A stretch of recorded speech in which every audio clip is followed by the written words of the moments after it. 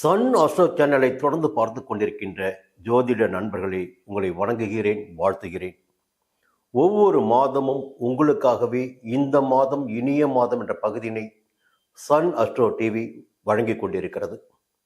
பொதுவாக கிரகங்களை பற்றி தொடர்ந்து நம்ம பேசிக் கொண்டிருக்கிறோம்.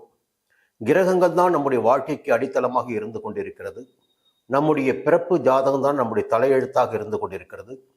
கிரகங்கள் சஞ்சரிக்கின்ற இடத்திற்கு ஏற்ப நமக்கு பலன்கள் நடைபெற்றுக் கொண்டிருக்கிறது. இந்த பலன்கள் கூட பார்த்தீங்கன்னா பலருடைய கேள்வியாக இருக்கும். ஒரே நேரத்தில் பிறந்தவர்கள், ஒரே நட்சத்திரம், ஒரே ராசி, இப்படி வருகின்ற போது பலன்களில் ஏன் வித்தியாசம் ஏற்படுகிறது என்ற கேள்வி கேட்கலாம். நீங்கள் இதற்கு தான் ஜோதிட சாஸ்திரத்தில் நிறையவே தகவல்கள் உங்களுக்காக சொல்லப்பட்டிருக்கிறது. இப்போ விதண்டவாதத்திற்காக நம்ம என்ன வேணாலும் பேசிக்கிட்டு போகலாம். நான் அறிவியல் பூர்வம் பார்த்தீங்கன்னா கிரகங்கள் என்பது வானில் சாஸ்திரத்திற்கு உட்பட்டவர்கள், வானில் சஞ்சரித்து கொண்டிருப்பவர்கள். நாம் பிறக்கின்ற நேரத்தில் அந்த கிரகங்கள் எந்த இடத்தில் சஞ்சரித்து கொண்டிருக்கின்றார்களோ அதற்கேற்ப நமக்கு பலன்களை வழங்கிடக்கூடியவர்கள். அதே நேரத்தில் நம்முடைய பிறப்பு என்பது, இந்த பிறப்பு என்பது கடந்த பிறவிகளின் தொடர் பிறப்பு தான். இந்த பிறப்பில் நம்முடைய பூர்வ புண்ணிய பலன்கள் என்பது தொடர்ந்து வந்து கொண்டே இருக்கும். கர்ம வினையை நாம் சுமந்து கொண்டு தான் இந்த பிறப்பினை எடுக்கிறோம். அப்படி பார்க்கின்ற போது கடந்த பிறவியில் நாம் செய்த பாவங்களாகட்டும் புண்ணியங்களாகட்டும் அவைதான் இந்த பிறவியில் நமக்கு கூடுதலான நற்பலன்களையும் எதிர்மறையான பலன்களையும் அதிகரித்து கொண்டிருக்கிறது. இப்போ என்னதான் பலன்கள் ஜாதக ரீதியாக நமக்கு உண்டானாலும் கர்ம வினையின்படி அந்த பலன்களில் ஏற்ற தாழ்வு இருக்கும் என்பதை முதலில் நீங்கள் தெரிந்து கொள்ள வேண்டும். இந்த கேள்வி உங்கள்கிட்ட அதிகமாகவே இருக்கு. சரி, இந்த மாதம் ஏப்ரல் மாதம் 1/4/2024 முதல் 30/4/2024 வரை மேஷ ராசியில் பிறந்த உங்களுக்கு இந்த மாதம் எப்படி இருக்க போகிறது? பொதுவாக ஒரு தகவல் தொடர்ந்து நான் சொல்லிட்டு வரேன். இந்த மேஷ ராசினராகவே நீங்கள் எதற்குமே அஞ்ச மாட்டீர்கள். எந்த ஒரு செயலையும் தள்ளி போடவும் மாட்டீர்கள். ஒரு கையில் ஒரு செயலை எடுத்தால், ஒரு காரியத்தை மேற்கொண்டால் அதை முடிக்கின்ற வரையில் உங்களுடைய எண்ணம் முழுவதும் அதன் மீதாகத்தான் இருக்கும். எந்த இடத்தில் நீங்கள் இருக்கின்றீர்களோ அந்த இடத்தில் வெற்றி பெற வேண்டும் என்ற ஆர்வமும் வேகமும் உங்களுக்குள் இருந்து கொண்டே இருக்கும். எடுத்த காரியத்தை சரியாக செய்து முடிப்பதில் சாமர்த்தியசாலிகள் யாரும் பார்த்தீங்கன்னா இந்த மேஷ ராசி பிறந்தவங்க தான். அதுக்கு 2 விதமான காரணம் இருக்கு.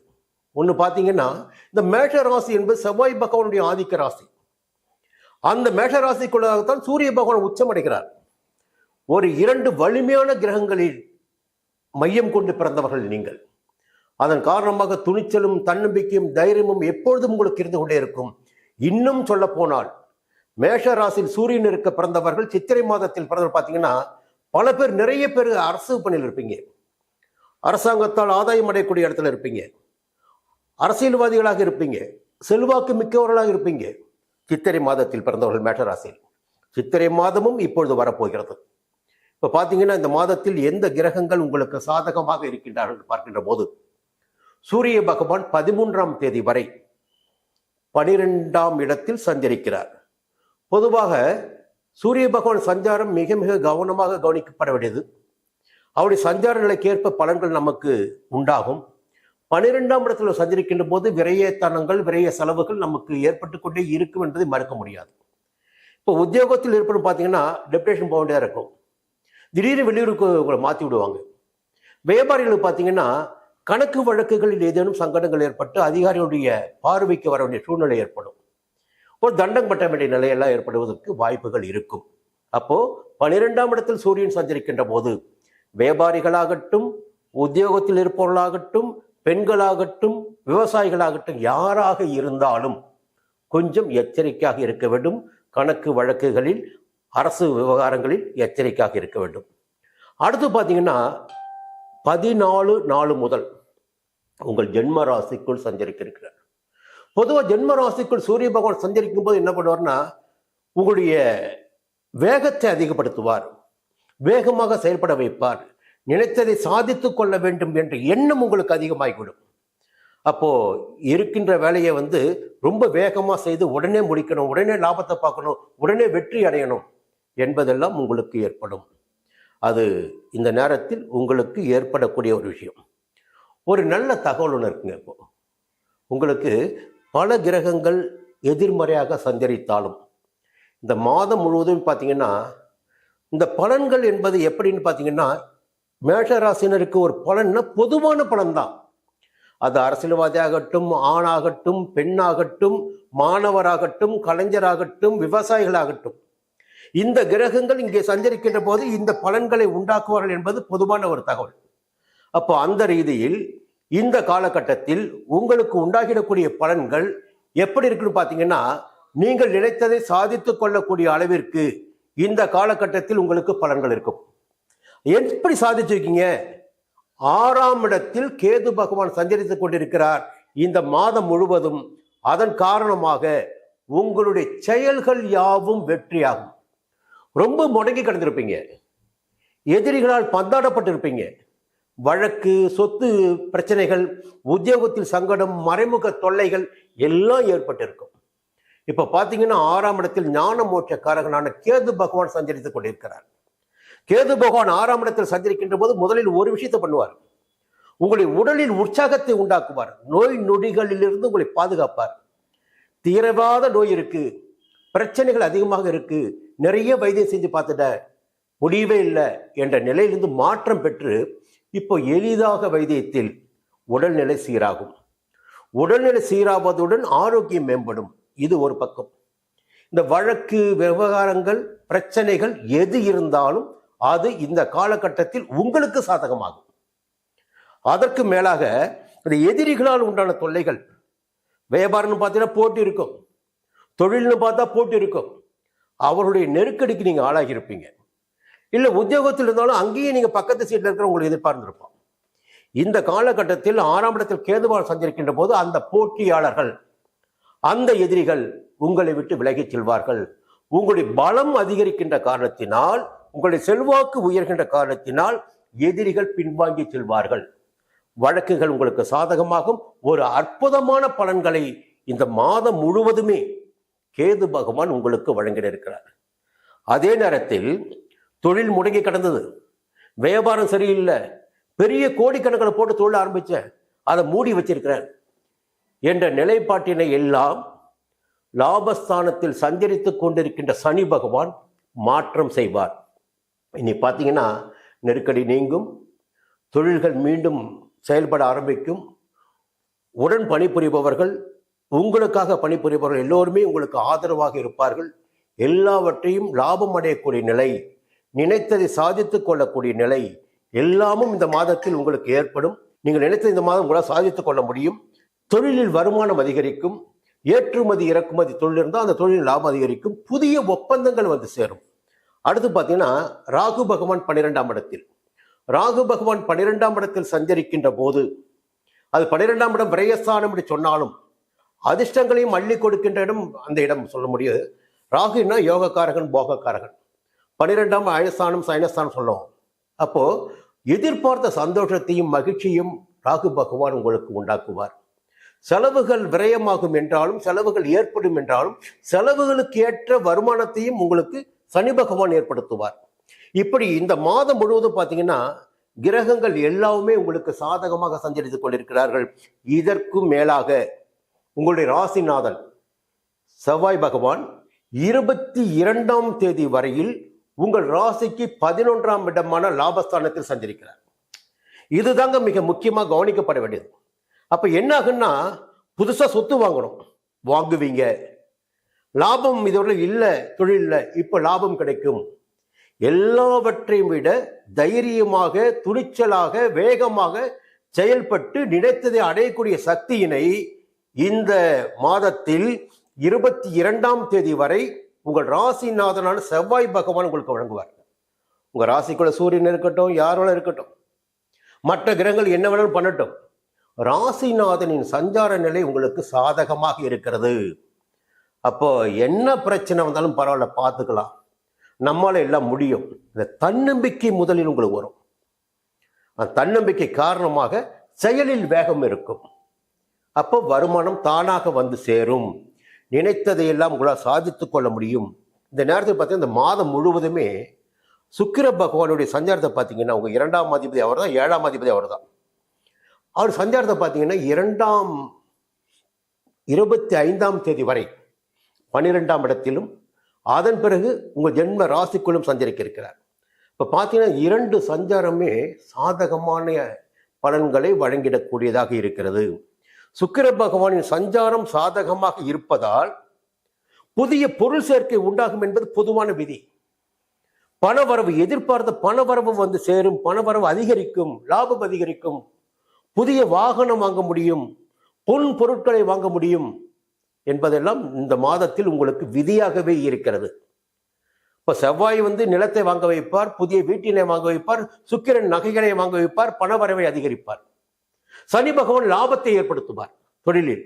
இப்படி எப்ப பார்த்தாலும் சரி, எல்லா நிலைகளிலும் உங்களுக்கு இந்த மாதம் ஒரு மிகப்பெரிய யோகமான மாதமாக இருக்கிறது. இருந்தாலும் என்னன்னா ஒரே ஒரு விஷயம்தான், ஜென்ம ராசிக்குள் குரு பகவான் சஞ்சரித்துக் கொண்டிருக்கிறார். அப்போ அலைச்சல் அதிகரிக்கும் என்பது பொதுவான விதிதான். ஆனால் ஒரு பார்வை இருக்கு பாருங்க, அது 5ஆம் இடத்திற்கும் 7ஆம் இடத்திற்கும் 9ஆம் இடத்திற்கும் பதிகிறது. இப்போ குழந்தை பாக்கியம் இல்லை, ஒரு பெரிய எதிர்பார்ப்பு இருக்கு, இதோட கிடைக்கணும்னு சொல்ற நினைச்சவர்களுக்கு குழந்தை பாக்கியம் உண்டானதற்குரிய தகவல் வந்து சேரும். திருமணம் நடக்கலை, அது ஆணாகட்டும் பெண்ணாகட்டும், திருமணம் நடக்கலை, வயசு போயிட்டே இருக்கு, இன்றைய சிந்தனை இருப்பவர்களுக்கு இப்போ வரன் வந்து சேரும். தெய்வ அருள் உண்டாகும், பெரியோரின் ஆசீர்வாதம் உண்டாகும், வருமானம் அதிகரிக்கும், வாழ்க்கை வளமாகும், சொல்லிக்கிட்டே போகலாம். இந்த நிலையில் உங்களுக்கு அதிர்ஷ்ட நாட்கள் பார்க்கின்ற போது 9ஆம் தேதி, 18ஆம் தேதி, 27ஆம் தேதி சிவப்பு நிறத்தை தொடர்ந்து பயன்படுத்தி வாருங்கள். வாழ்க்கையில் வெற்றி உண்டாகும். வைத்தீஸ்வரன் கோயில் சென்று முருகனை தரிசித்து வாருங்கள், சங்கடங்கள் விலகும். இந்த மாதத்தில் 25 4ஆம் தேதி மாலை 7:48 முதல் 28 அதிகாலை 3:17 மணி வரை சந்திராஷ்டமம் உங்களுக்கு இருக்கிறது. இந்த நாட்களில் புதிய முயற்சிகளை ஒத்தி வைப்பது நன்மையாக இருக்கும். வெளியூர் பயணங்களை தவிர்ப்பது நன்மையாக இருக்கும். தொடர்ந்து பழைய வேலையில் ஈடுபடுங்க, புதிய முயற்சிகள் வேண்டாம். இந்த மாதம் உங்களுக்கு பார்த்தீங்கன்னா யோகமான மாதம். ஒரே ஒரு சொல்ல போனால் அடுத்த மாதம் மீண்டும் சந்திக்கிறேன். ரிஷபராசி நண்பர்களே, ஒவ்வொரு மாதமும் உங்களுக்கு வழிகாட்ட வேண்டும் என்ற நோக்கத்துடன் இந்த மாதம் முழுவதும் எந்த கிரகங்கள் எந்த இடத்தில் சஞ்சரித்துக் கொண்டிருக்கிறார்கள், அந்த இடத்தில் அவர்கள் சஞ்சரிக்கின்ற போது உங்களுக்கு எந்த விதமான பலன்களை வழங்குவார்கள் என்பதை கிரக சஞ்சாரங்களின் அடிப்படையில் தொடர்ந்து வழங்கி கொண்டிருக்கிறோம். இந்த பகுதியை பார்த்து கொண்டிருக்கின்ற நீங்கள் எங்களுக்கு கேள்விகளை அனுப்பி கொண்டிருக்கிறீர்கள், வாழ்த்துக்களை தெரிவித்துக் கொண்டிருக்கிறீர்கள். எங்களுடைய நோக்கம் என்பது மிகச் சரியாக உங்களை வழிநடத்த வேண்டும், உங்களுடைய வாழ்க்கைக்கு வழிகாட்ட வேண்டும் என்பது மட்டும்தான். என்னென்னா, நம்முடைய வாழ்க்கையை யார் வழி நடத்திட்டு இருக்காங்க, எப்படி ஓடிட்டு இருக்கு, நம்முடைய விருப்பங்கள்லாம் பார்த்தீங்கன்னா நிறைய நமக்கு விருப்பம் இருக்கும். எந்த விருப்பமாவது விருப்பப்பட்டபடி நடந்திருக்கான்னு நிறைவேறிக்கான்னு பார்த்தீங்கன்னா நிச்சயமாக இருந்திருக்காது. அப்போது தீர்மானிக்கப்பட்ட ஒரு வாழ்க்கை முறை என்பது இந்த கிரக அமைப்புகள், அவர்கள்தான் நம்மை வழிநடத்தி கொண்டிருக்கிறார்கள். நாம் பிறக்கின்ற போது எழுதப்பட்ட ஜாதகம்தான் நம்முடைய தலையெழுத்தாக இருந்து கொண்டிருக்கிறது. அந்த காலகட்டத்தில் கிரகங்கள் சஞ்சரித்த நிலை, இப்பொழுது அவர்கள் சஞ்சரிக்கின்ற நிலை, நடைபெற்று வருகின்ற திசா புத்தி, இவற்றையெல்லாம் வைத்துத்தான் நம்முடைய வாழ்க்கை போயிட்டு இருக்கு. நீங்கள் ரொம்ப ஆய்வு பண்ணி பார்க்கலாம். இது மந்திரமும் மாயமோ கிடையாது, முழுக்க முழுக்க ஒரு விஞ்ஞானமான ஒரு தகவல். அப்போது ரிஷபராசியில் பிறந்திருக்கீங்க. ரிஷபராசியை பற்றி முதல்ல சொல்லணும். ஒன்று பார்த்தீங்கன்னா, ரிஷபராசி அதிபதி சுக்கிர பகவான், அதிர்ஷ்டக்காரன் சொல்லலாம். கலைக்காரகனும் சுக்கிர பகவான் தான். திருமணத்தையும் காதலையும் உண்டாக்கி உருவாக்கி வைப்பவனும் சுக்கிர பகவான் தான். சுக்கிரனுடைய அருள் இருந்தால் தான் எல்லா விதமான அதிர்ஷ்டங்களும் உண்டாகும். இந்த இடத்துல இன்னொரு விஷயம் இருக்கு. இந்த இடத்தில் உங்களுடைய ராசியினுக்குள் சந்திர பகவான், மனக்காரகனான சந்திர பகவான் உச்சமடைகிறார். ஒரு 2 விஷயங்கள் ஒன்று சேருகின்ற போது 2 விதமான சக்திகள் உங்களுக்கு உண்டாகிறது. அப்போ கற்பனை வளம் என்பது அதிகபட்சமாக உங்களுக்கு இருக்கும். இந்த திரைப்படத்துறையினர் பாருங்க, அதிகபட்சமானவர்கள் ரிஷபராசியில் பிறந்தவர்களாக இருப்பீங்க, இல்லைன்னா கடகராசியில் பிறந்தவர்களாக இருப்பாங்க, இல்லை துலாம் ராசியில் பிறந்தவர்களாக இருப்பாங்க. ஆனால் ரிஷபராசியில் பிறந்தவர்களுக்கு அதிகபட்சமான யோக நிலை இருக்கும் எப்பவுமே. அது எந்த பணியில் இருந்தாலும் சரி, பணியின் மீதும் அதிகபட்சமான அக்கறை கொண்டவர்கள் ரிஷபராசியில் பிறந்தவர்களாக இருப்பீங்க. உங்களால் முடியாது என்ற காரியம் கிடையாது, சாதாரண இடத்தில் இருந்திருந்தாலும், சாதாரண கல்வி பயின்றிருந்தாலும், ஒரு காலகட்டத்திற்கு பிறகு பார்த்தீங்கன்னா உங்களுடைய அனுபவ அறிவு என்பது உங்களை முன்னேற்றி கொண்டே இருக்கும், உச்சத்தை தொட வைக்கும், உங்களுடைய செல்வாக்கை உயர்த்தும். இது பொதுவான விதி. இந்த நேரத்தில் இந்த மாதம் 1/4/2024 முதல் 30/4/2024 வரை உங்களுக்கு எந்த கிரகம் சாதகமாக சஞ்சரிக்கின்றார்கள் என்று பார்க்கின்ற போது, முதலில் சூரிய பகவான். சூரிய பகவானுடைய சஞ்சார நிலை 13ஆம் தேதி வரை இந்த மாதம் 11ஆம் இடமான லாபஸ்தானத்தில் இருக்கிறது. இது ஒரு மிகப்பெரிய யோகமான நிலை என்று உங்களுக்கு சொல்ல வேண்டும். நல்லா புரிஞ்சுக்கிடுங்க. எப்போ சூரிய பகவான் தான் எல்லா கிரகங்களுக்கும் தலைமை கிரகம் சூரியன் தான். அரசு ரீதியிலான பிரச்சனைகளை முடித்து வைப்பவரும், வேலை வாய்ப்பை உண்டாக்குபவரும், அரசியல்வாதிகளுக்கு செல்வாக்கினை வழங்குபவரும், வம்பு வழக்குகளை முடித்து வைப்பவரும், உங்களுடைய புகழை வளர்த்து விடுபவரும் சூரிய பகவான் தான். அந்த சூரிய பகவான் லாபஸ்தானமான 11ஆம் இடத்தில் சஞ்சரிக்கின்ற போது எதிர்பார்த்த வருமானம் வந்து சேரும். அரசு உத்தியோகத்தில் இருப்பீங்க, பதவி உயர்வுக்காக காத்திருக்கலாம், இடமாற்றத்திற்காக காத்திருக்கலாம். இந்த இரண்டும் உங்களுக்கு ஏற்படும். தனியார் நிறுவனத்தில் இருப்பவர்களுக்கும் உங்களுடைய செல்வமும் செல்வாக்கும் புகழும் இந்த காலகட்டத்தில் உயர ஆரம்பிக்கும். எப்போ? ஏப்ரல் மாதம் 13ஆம் தேதி வரை. அதன் பிறகு பார்த்தீங்கன்னா இந்த கிரக சஞ்சார நிலை அப்படிதாங்க, தொடர்ந்து ஒரே மாதிரி இருக்கிறது வாய்ப்பே கிடையாது. ஏற்றத்தாழ்வு என்பது இருந்து கொண்டே இருக்கும். இந்த பலனை ஏன் நாம் பார்க்குறோம்? இதனால் என்ன நன்மைனா இதுதான் நன்மை. இப்போ சொல்லிட்டு பாருங்க, 13ஆம் தேதி வரை யோகமான நிலை இருக்கு. 13க்கு பிறகு அப்போ என்ன பண்ணுவீங்க? என்ன நடக்கும்? ஒரு கேள்வி இருக்கும் உங்களுக்கு. 14ஆம் தேதி முதல், சித்திரை 1ஆம் தேதி முதல் 14 முதல் உங்கள் ராசிக்கு 12ஆம் இடமான விரயஸ்தானத்தில் சஞ்சரிக்கப் போகிறார் சூரிய பகவான். இதற்கு முன்பு 13 நாட்கள் அவர் கொடுத்த பலன்கள், சுப பலன்கள், யோக பலன்கள், நற்பலன்கள் எல்லாம் இனி என்ன ஆகுன்னா செலவுகளை செய்கின்ற அளவிற்கு அவர் பலன் கொடுக்க ஆரம்பிச்சிடுவார். தேவையில்லாத செலவுகள் ஏற்படும், சுற்றல்கள் உண்டாகும், ஓடிக்கிட்டே இருக்க வேண்டிய சூழ்நிலை ஏற்படும். இப்போ ஜென்ம குருவர் அங்கே இருக்கார் இப்போ இந்த மாதம் முழுக்க. அப்போ அலைச்சல் அதிகரிப்பதற்கும் வாய்ப்புகள் இருக்கிறது. ஓய்வு கிடையாது, உறக்கம் கிடையாது என்ற நிலையும் ஏற்படுவதற்கு வாய்ப்பு இருக்கிறது 14ஆம் தேதி முதல். சரி, எந்த கிரகம் சாதகமாக இருக்கிறது? அப்படி பார்க்கின்ற போது ராகு பகவான் ஒரு அதிர்ஷ்ட வாய்ப்புகளையும் யோகத்தையும் போகத்தையும் வழங்கிடக்கூடியவர் ராகு பகவான். ராகு பகவான் கொடுக்குற மாதிரி யாரும் கொடுக்க முடியாதுங்க. என்ன, அதை காப்பாற்றிக்கணும். அவர் கொடுப்பதை சாமர்த்தியமாக காப்பாற்றிக்கணும். இல்லைன்னா கொடுத்த மாதிரி எடுத்துகிட்டு போடுவார். இப்போ 11ஆம் இடமான லாபஸ்தானத்தில் ராகு பகவான் சஞ்சரிக்கிறார். ஒரு பெரிய நிறுவனம் எடுத்துகிட்டு வரீங்க, ஒரு சின்ன நிறுவனம் கூட இருக்கட்டும், உங்கள்கிட்ட நிறைய பேர் வேலை செஞ்சுட்டு இருக்காங்க. அவர்கள் இந்த காலகட்டத்தில் உங்களுக்கு சாதகமாக இருப்பார்கள். உங்களுக்கு ஏற்ற வகையில் உற்பத்தி செய்து வழங்குவார்கள், நன்றாக உழைப்பார்கள். அதன் காரணமாக உங்களுக்கு லாபம் அதிகரிக்கும். இப்படி சொல்லலாம்.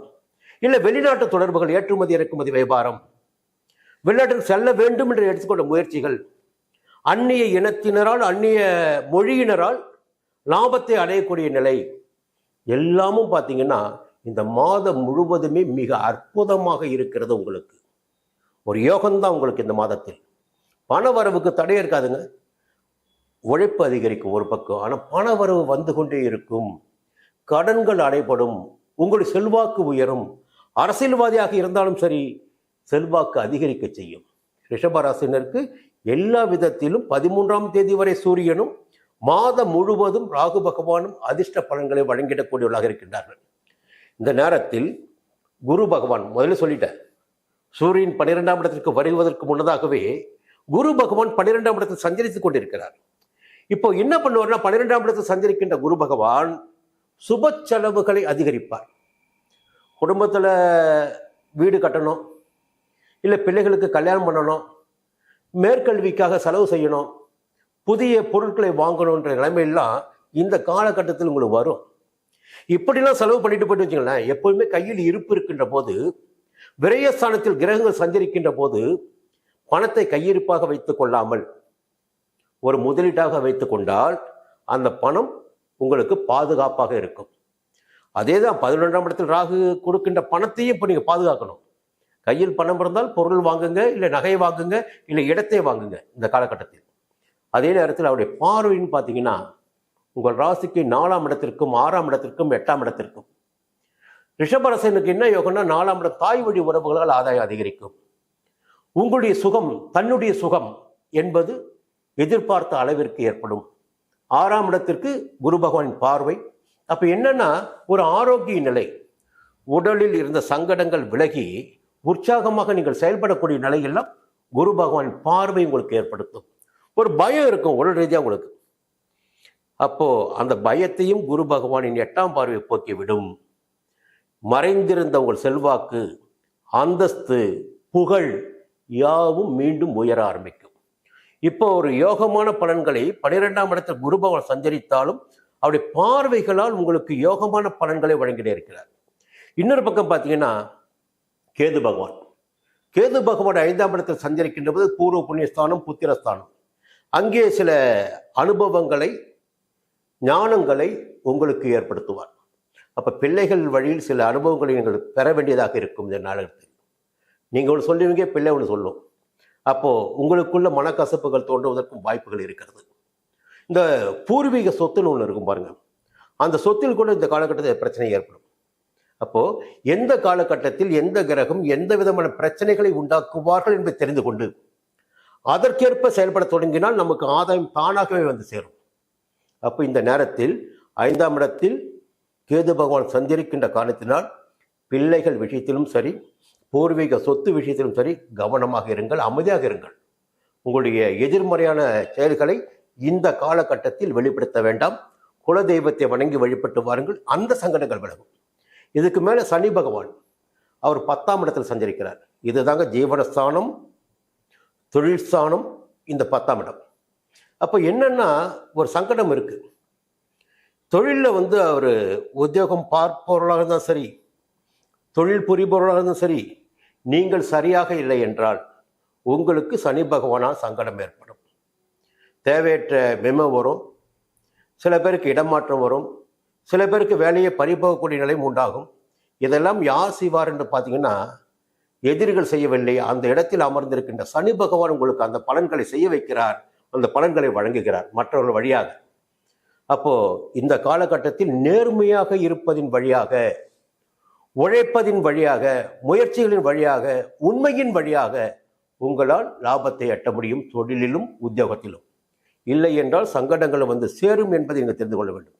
இந்த நேரத்தில் செவ்வாய் பகவான் பார்த்தீங்கன்னா அதே 10ஆம் இடத்தில், ஜீவனஸ்தானத்தில் அதே 10ஆம் இடத்தில் செவ்வாயும் இணைகின்றார்.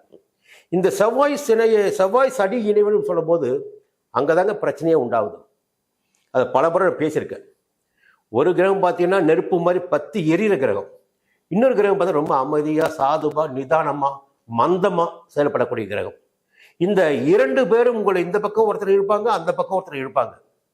உங்கள் செயல்களே பார்த்தீங்கன்னா இப்படியா அப்படியா ஒரு தடுமாற்றம் ஏற்படும். அதனால் முடிந்த வரையில் உங்கள் மனதிற்கு எது சரி என்று படுகிறதோ அந்த வழியில் நியாயமாக, நேர்மையாக செயல்படுவதன் வழியாக சங்கடங்களிலிருந்து உங்களை தப்ப முடியும். இந்த நேரத்தில் 22ஆம் தேதிக்கு பிறகு 11ஆம் இடத்தில் சஞ்சரிக்க ஆரம்பிக்கிறார் செவ்வாய் பகவான்.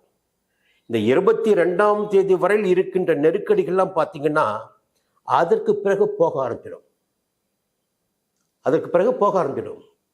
மாதத்தின் கடைசி வாரம் முதல் செவ்வாய் பகவானால் உங்கள் சங்கடங்கள் விலகும். ரொம்ப பயம் இருக்குல்ல, இது பண்ணிட்டாங்க, அது பண்ணிட்டாங்க, தொழில் போயிடுச்சு, உத்தியோகம் போயிடுச்சு, இப்படி நெருக்கடி இருக்குன்னு பயம் இருக்குல்ல, அந்த பயங்கள் 22ஆம் தேதிக்கு பிறகு உங்களை விட்டு முழுமையாக விலகும். நீங்கள் எடுக்கின்ற முயற்சிகள் வெற்றியாகும். இந்த நேரத்தில் சுக்கிர பகவான் இந்த மாதம் முழுவதுமே சஞ்சரிக்கின்ற இடம் 11ஆம் இடமும் 12ஆம் இடமும் என்கின்ற நிலையில் லாபத்தை அவரும் அள்ளி வழங்குவார். பொதுவாக ரிஷபராசினருக்கு ஒரு கலைக்காரகத்துவம் இருக்கும். பொருளை வாங்கினா கூட ஒரு அழகான பொருள் தான் வாங்குவீங்க. உடையாகட்டும், பொருளாகட்டும், எதுவாக இருந்தாலும் ஒரு அழகு உணர்வு என்பது உங்கள்கிட்ட இருக்கும். இந்த அழகான பொருட்களை வாங்குகின்ற நிலையினையும், புதிய வாகனத்தை வாங்குகின்ற நிலையும், நகைகளை வாங்குகின்ற நிலையினையும் சுக்கிர பகவானின் சஞ்சாரம் இந்த வாரத்தில் உங்களுக்கு வழங்கிட இருக்கிறது.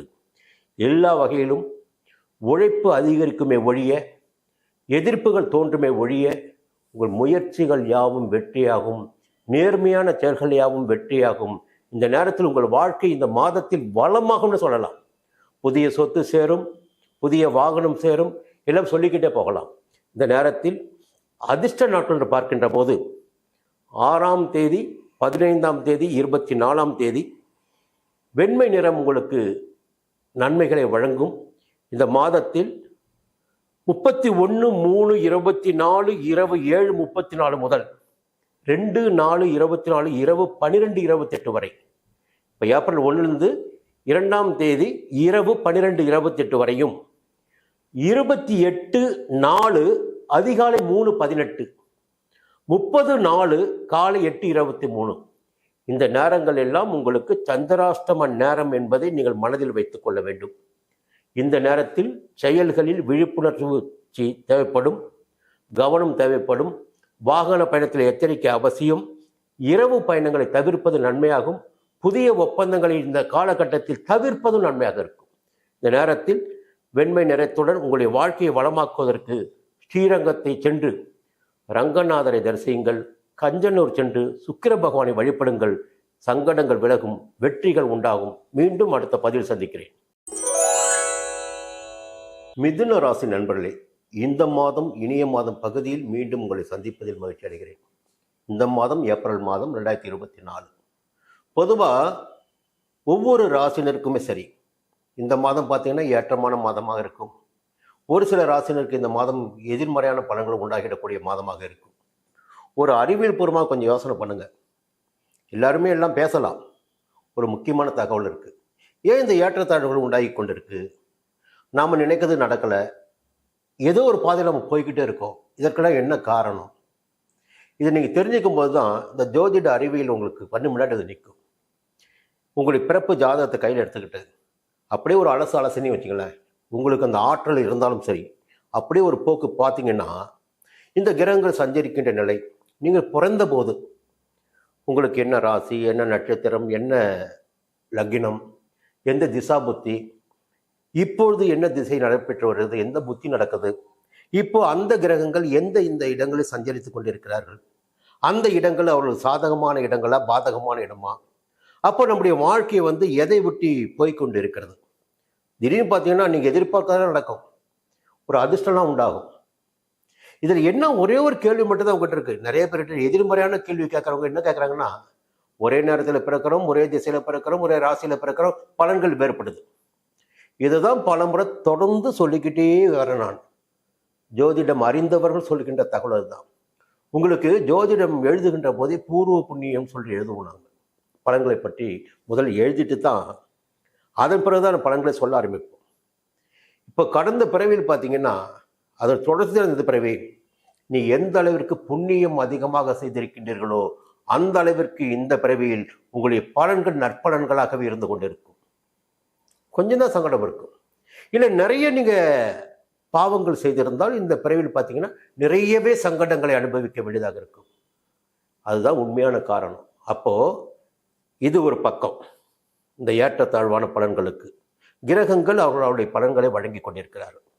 இந்த மிதுன ராசின்னு பாருங்க, மிதுன ராசிக்கு தனித்தன்மை இருக்கு. இந்த ஒவ்வொரு ராசின்னும் போதும் செவ்வாய் நெருப்பு மாதிரி எரிவார், சுக்கிரன் கலைக்காரனாக இருப்பார், புதன் யாரு வித்யாகாரகன். எல்லாவற்றையும் விட மென்மையாக செயல்பட்டு நினைத்ததை சாதித்திடக்கூடியவராக மிதுன ராசியில் பிறந்தவர்கள் இருப்பார்கள். இன்னும் சொல்ல போனீங்கன்னு பார்த்தீங்கன்னா, நிறைய ஆராய்ச்சி பண்ணி பாருங்க. மிதுன ராசிக்காரங்க, மிதுன லக்னத்தில் பிறந்தவங்களாம் அவருடைய வாழ்க்கை என்பது அவர்களால் உருவாக்கப்பட்டதாக இருக்கும்.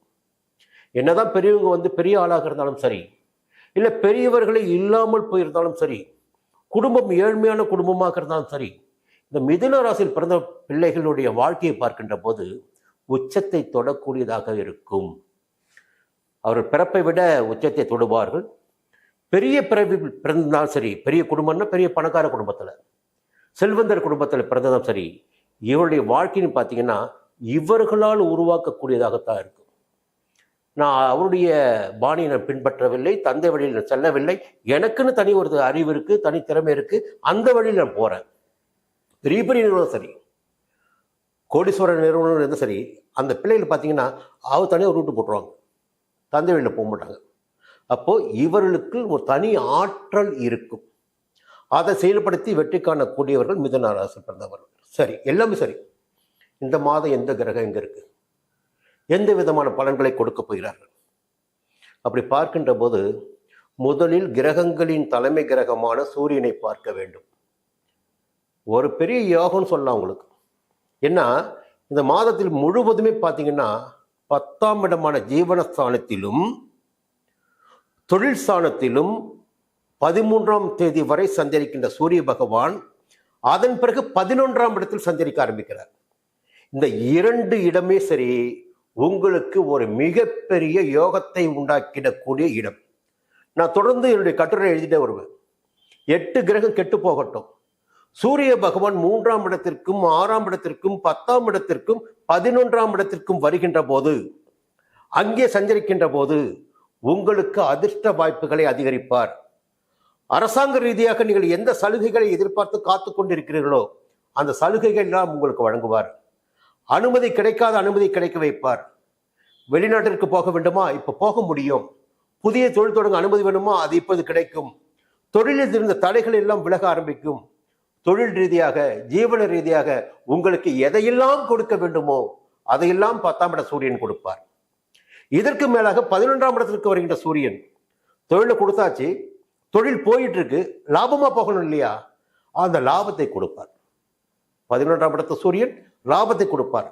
சித்திரை 1ஆம் தேதியில் தொடங்கி இந்த ஏப்ரல் இறுதி நாள் வரையில் உங்களுக்கு யோகமான காலமாக இருக்கும். வருமானம் அதிகரித்திடக்கூடிய நிலை ஏற்படும். அப்போ என்ன குறைச்சல் இருக்கு உங்களுக்கு? இன்னொரு பக்கம் பாருங்க, சனி பகவான் பாக்கியஸ்தானத்தில் ஒரே ஒரு நிலை மட்டும்தாங்க. சனி பகவான் 9ஆம் இடத்தில் சஞ்சரிக்கின்ற போதுதான் எந்த ராசினா சரி சுத்தி சுத்தி லாபத்தை உண்டாக்குவார். என்ன காரணம்னா சனி பகவான் பார்வை கொடிதுன்னு சொல்லுவோம். ஆனா இந்த காலகட்டத்தில் மட்டும் அவர் 9ஆம் இடத்தில் சஞ்சரிக்கும் போது மட்டும் 3ஆம் இடத்தை பார்ப்பார், 11ஆம் இடத்தை பார்ப்பார், 3ஆம் இடத்தை பார்ப்பார், 6ஆம் இடத்தை பார்ப்பார். இந்த 3 இடங்களையும் அவர் பார்க்கின்ற போது அவரால் கெடுபலன்களை கொடுக்க முடியாது, நற்பலன்களை கொடுத்தாக வேண்டும். அப்போ மிதுன ராசினருக்கு என்ன மிகப்பெரிய யோகம்னா, எப்போ 9ல் சனி வந்ததோ, சனி கொடுப்பதை எவர் தடுப்பார் என்பது போல உங்கள் ராசிக்கு 11ஆம் இடத்தை அவர் பார்த்து கொண்டிருக்கிறார். அப்போ லாபம் வந்துகிட்டு இருக்கு. இப்போ 3ஆம் இடத்தை பார்க்கிறார். இவ்வளோ பார்த்தீங்கன்னா ஏதோ பயம் ஒரு இருந்திருக்கும், நம்ம தப்பு பண்ணிட்டு இருக்கோமோ, நம்முடைய செல்வாக்கு சரிஞ்சிட்டு இருக்கோம், இல்லை நம்மால் செயல்பட முடியாதுன்ற பயம் இருந்திருக்கும். இந்த காலகட்டத்தில் சனி பகவான் 9ஆம் இடத்தில் சஞ்சரிக்க ஆரம்பித்த பிறகு ஒரு தைரியம், தன்னம்பிக்கை, துணிச்சல், வேகம், நம்மால் எல்லாம் முடியும் என்ற நிலையெல்லாம் இப்போ மிதுன ராசினருக்கு வந்திருக்கு. இன்னொரு பக்கம் பார்த்தீங்கன்னா 6ஆம் இடத்திற்கு, உங்களுடைய ராசிக்கு 6ஆம் இடத்திற்கு சனி பகவானின் பார்வை 10ஆம் பார்வை. பொதுவாக 6ஆம் இடத்தில் என்பது சனி பகவான் பார்வை உண்டாகின்ற போது உடல்நிலையில் இருந்த சங்கடங்கள் விலக ஆரம்பிக்கும், எதிரிகளால் ஏற்பட்ட தொல்லைகள் விலக ஆரம்பிக்கும். அது உத்தியோகத்தில் நீங்கள் இருந்தாலும் சரி, வியாபாரம் செய்து கொண்டிருந்தாலும் சரி, வாழ்க்கையில் இருந்தாலும் சரி, இந்த நேரத்தில் மற்றவர்களால் ஏற்பட்ட சங்கடங்கள் உங்களுக்கு விலக ஆரம்பிக்கும், நன்மைகள் அதிகரிக்கும், உங்களுடைய பிரச்சனைகள் எல்லாம் முடிவிற்கு வரும். வழக்குகள் இருந்தால் வழக்குகளில் உங்களால் வெற்றி அடையக்கூடிய நிலை எல்லாம் ஏற்படும்.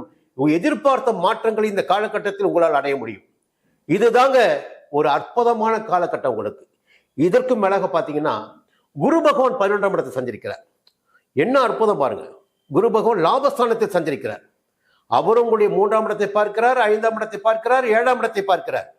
குரு பகவானின் பார்வைக்கு வலிமை அதிகம் என்று சொல்வது போல தைரியமும் தன்னம்பிக்கையும் அதிகரிக்கும், குலதெய்வ அருள் கிடைக்கும், பிள்ளைகளால் மேன்மை உண்டாகும், பிள்ளைகளால் பெருமை அதிகரிக்கும், குலதெய்வ அருளுடன் பூர்வீக சொத்து பிரச்சனைகள் எல்லாம் முடிவிற்கு வரும். திருமண வயதினில் இருப்பவர்களுக்கு மணமாலை சூடுகின்ற நேரமாக இந்த மாதம் இருக்கும். ஒரு யோகமான மாதமாகவே இந்த மாதம் உங்களுக்கு இருக்கும். இந்த மாதம் முழுவதுமே உங்களுக்கு ஒரு அதிர்ஷ்டமான மாதம் மிதுன ராசினருக்கு.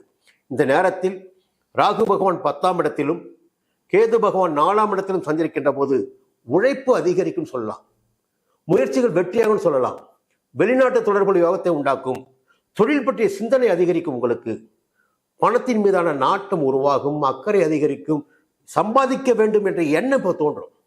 அதற்குரிய வழிவகைகளும் இருக்கும். செவ்வாய் பகவான் 9ஆம் இடத்திலும் 10ஆம் இடத்திலும் இந்த மாதம் சஞ்சரிக்க இருக்கிறார். சில நேரங்களில் அவரால் நெருக்கடிகள் ஏற்படுவதற்கு வாய்ப்புகள் இருக்கிறது. இடத்தின் வழியாக சிலருக்கு இடத்தை விற்க வேண்டிய சூழ்நிலையும் ஏற்படும். நீண்ட நாட்களாக விற்காமல் இருந்த இடங்களை இந்த காலகட்டத்தில் விற்று ஆதாயத்தை அடையக்கூடிய நிலை உங்களுக்கு ஏற்படும். எதிர்பார்த்த தொழிலையும் தொடங்க முடியும். மற்றபடி பார்த்தீங்கன்னா இந்த மாதத்தில் சந்திராஷ்டமம் என்று பார்க்கின்ற போது 2/4 இரவு 12:29 முதல் 5/4 அதிகாலை 3:42 மணி வரை சந்திராஷ்டமம். திரும்பவும் பார்த்தீங்கன்னா 30/4/24 காலை 8:24 முதல் அன்று இரவு வரை உங்களுக்கு சந்திராஷ்டமம் இருக்கிறது. சந்திராஷ்டம நாட்களில் நிதானமாக செயல்படுங்கள், கவனமாக செயல்படுங்கள், வாகன பயணத்தில் எச்சரிக்கையாக இருங்கள், புதிய ஒப்பந்தங்களை தவிர்த்து விடுங்கள். முடிந்தவரை இரவு பயணங்களை தவிர்ப்பது நன்மையாக இருக்கும். இந்த நேரத்தில் அதிர்ஷ்ட நாட்கள் என்று பார்க்கின்ற போது 14, 23, 5ஆம் தேதி உங்களுக்கு அதிர்ஷ்டமான தேதியாக இருக்கும். திருவெண்காடு புதன் பகவானை ஒரு முறையாக சென்று தரிசித்து வாருங்கள். மதுரை மீனாட்சியை தரிசனம் செய்யுங்கள்.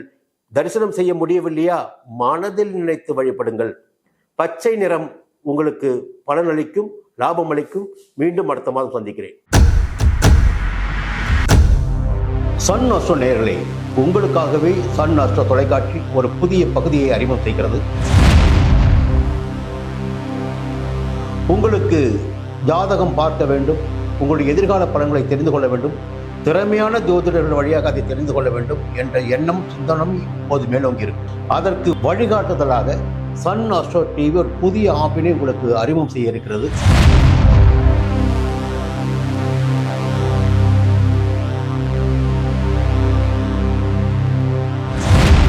நேரடியாக நீங்கள் தொடர்பு கொண்டு உங்களுடைய சந்தேகங்களை கேட்கலாம், ஜாதக பலன்களை அறியலாம், எதிர்காலத்தை துல்லியமாக தெரிந்து கொள்ளலாம். அந்த அளவிற்கு ஒரு புதிய ஆப்பினை பிரபலமான ஜோதிடர்களை வைத்து சன் அஸ்ட்ரோ தொலைக்காட்சி விரைவில் தொடங்கிட இருக்கிறது. அதற்கு உங்களுடைய ஒத்துழைப்பினை வழக்கம் போல் எதிர்பார்க்கிறேன். மீண்டும் அது பற்றிய விரிவான தகவலை உங்களுடன் பகிர்ந்து கொள்வேன். அதுவரை உங்களிடம் விடைபெறுகிறேன். நன்றி, வணக்கம்.